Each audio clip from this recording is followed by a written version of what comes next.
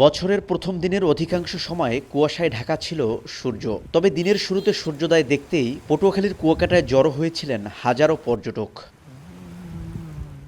বেলা বাড়ার সঙ্গে সঙ্গে একটু একটু করে উঁকি দিতে থাকে সূর্য। তখনও সমুদ্রের পাড়ে যারা ছিলেন তারা জানালেন নতুন দিনের প্রত্যাশার কথা। নতুন বৎসরের প্রত্যাশা এই সমুদ্রের বিশালতার মতো যেন আমাদের বাংলাদেশটা সুন্দরভাবে গড়ে ওঠে। এখানে এসে আমাদের খুবই ভালো লাগছে, যতটা এক্সপেকটেশন ছিল তার থেকে আমরা এখানে এসে বেশি পেয়েছি।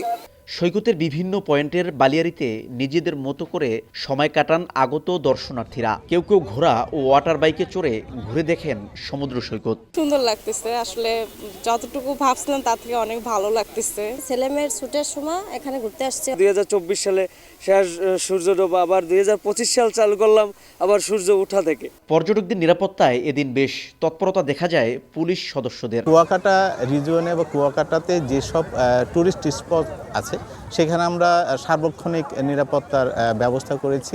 বিগত বছরগুলোর তুলনায় এবছর কুয়াকাটায় কিছুটা কম সংখ্যক পর্যটকের আগমন ঘটেছে।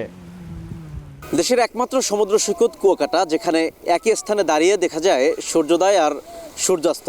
রয়েছে 22 কিলোমিটার দীর্ঘ সমুদ্র সৈকতের পাশাপাশি প্রকৃতির অপার সৌন্দর্য। শিকদার জাবির হোসেন, সময় সংবাদ, পটুয়াখালী।